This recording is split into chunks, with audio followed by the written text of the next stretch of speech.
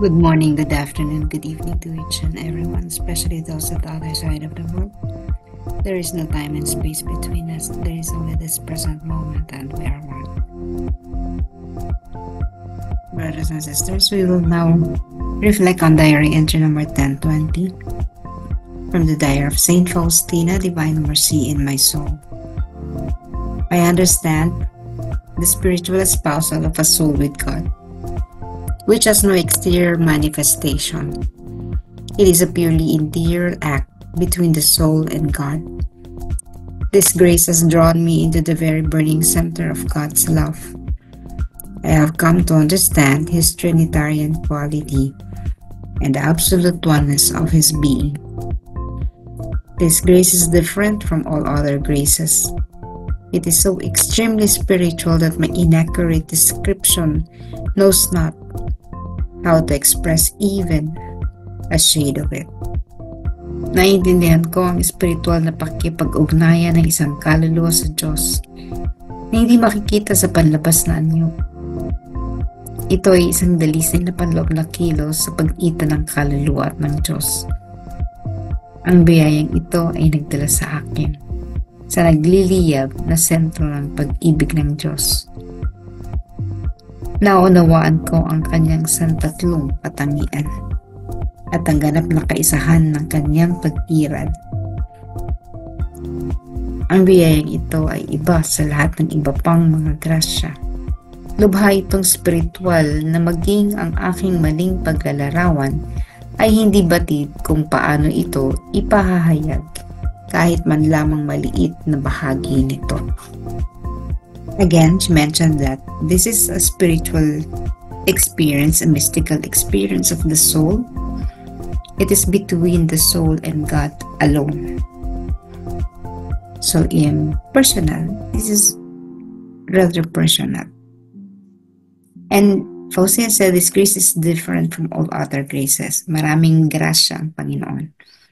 Subalit ang biyaya ng pakikipag-ugnayan, union with God in other terms, ang biyayang ito ay isa sa napaka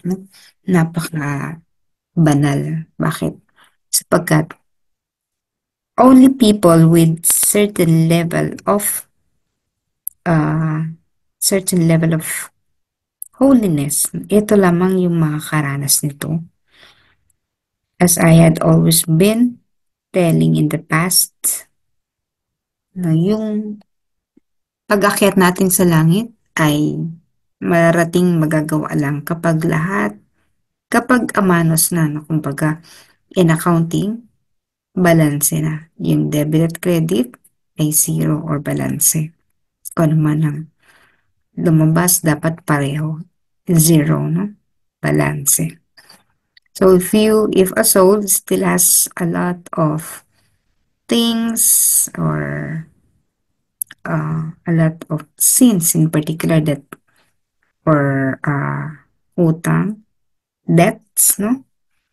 That the soul needs to pay, kailangan talaga bayaran natin. And we have to be thankful to all the things that is happening to us, no? Kung hindi natin madalas naiintindihan na unawaan, pero yung lahat ng mga bagay na yan ay nagko-contribute. Yung lahat ng mga paghihirap natin, lahat ng parang quote-unquote kamalasan natin, lahat ng yan ay may pinatutunguhan, may dahilan. And ultimately, it would clear us from many obligations that we need to settle. May mga obligasyon tayong kailangan nating bayaran, mga utang na kailangan bayaran. So everything that is happening in our life is a contribution to all our debts in our life. Lahat ng ating mga ginawa, lahat yan may kibat, no? Na either kaparusahan or reward. And once the soul finishes the obligation of paying all the debts, then that soul is already prepared to meet the Lord. Kasi nga, ba't requisite yung malinis ka? Kagaya ng sinasabi sa banal na kasulatan, kailangang malinis na malinis. Yung speck, no? Isang maliit na dot in the soul, hindi ubra. Kailangan maging yung pinakamaliit na alikabok. Kailangan yung pinakamaliit na yun ay wala upang magkaroon tayo ng espesyal na pakikipag-isa or union with with God, with our Lord. It cannot be described. If one experienced it, it cannot be described. Kahit yun daw, sabi ni Faustina even, the inaccurate description, yung kanyang hindi wasong paglalarawan, ay hindi kayang ipahayag kung paano, kung gaano kasaya, kung gaano kaganda, at kung gaano kapambihira ang karanasang ito, yung pakikipag-isa sa Diyos. Now, for all of us, or at least for all of us, this experience is foreign. Hindi natin alam. Hindi natin naranasan kasi hindi natin nararanasan. So, ibig sabihin, kapag hindi natin ito nararanasan, marami pa tayong mga kailangang baguhin sa sarili natin. Ang buong buhay natin ay buhay ng paglilinis, pagguwasdo sa mga pagkakamali. Ang buhay natin dito sa lupa ay isang napakalaking misteryo, subalit tayo lahat, nandito tayo sapagkat mayroon tayong bukod sa gagawing paglilinis sa ating kaluluwa, mayroon tayong mission towards other people. At ang misyon na yun ay nakapaloob pa rin sa kaligtasan or the salvation of soul. Again, each one of us, meron tayong mga bahagi dyan, bahagi sa salvation process or salvation work. At ang lahat ng ating mga partisipasyon na gagawin para sa kaligtasan ng mga kaluluwa dito sa mundong ibabaw, ang lahat ng ito ay magbibigay sa atin ng merito upang magkaroon ng pambihirang pakikipag-ugnayan sa ating Diyos. Kung saan, ito ay sa pagitan lamang natin, ng sarili natin, at ng Diyos. Between our soul and its God, yung Diyos na kinikilala ng kaluluwang ito. This soul is omnipotent, and this God is omnipotent. At ang ating kaluluwa, maging ang ating kaluluwa, ay kailangan yumuko sa pambihirang kapangyarihan nito. So if this is very powerful and this soul was able to unite with this great power, pambihira po talaga yan. Sabi nga, maging ang diamond, that is very, very rare. Hindi lahat ng karbon ay nagiging diamante. Hindi lahat ng uling ay napapanday para maging diamante.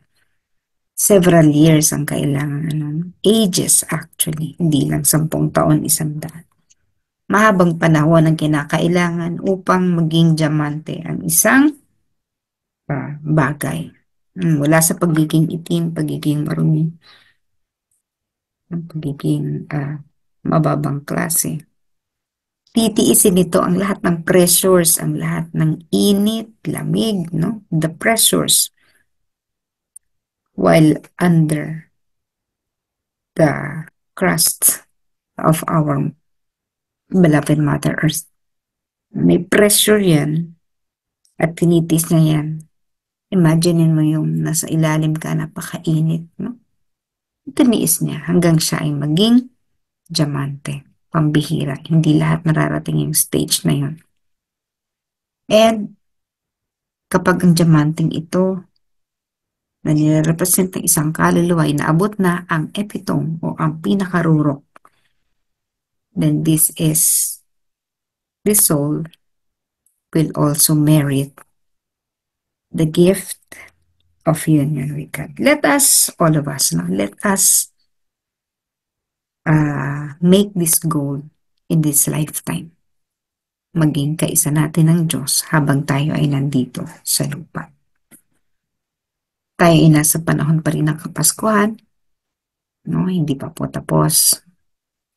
Ito ay nagsimula kahapon. Naalala natin ang nativity ng ating Panginoon, but we are still in the process of waiting, bagamat dumating na ang Panginoon, pero naghihintay pa rin tayo sa kanyang muling pagbabalik. Again, katulad ng sinabi ko the other day or yesterday, this is an eternal waiting process. Ang ating paghihintay ay panghabang buhay. Hanggat tayo ay nabubuhay, we are waiting and we are preparing. So let's continue in the process of waiting and preparing. Let us be patient. Let us be patient like a hunter waiting for the deer to come. And all these things shall be rewarded.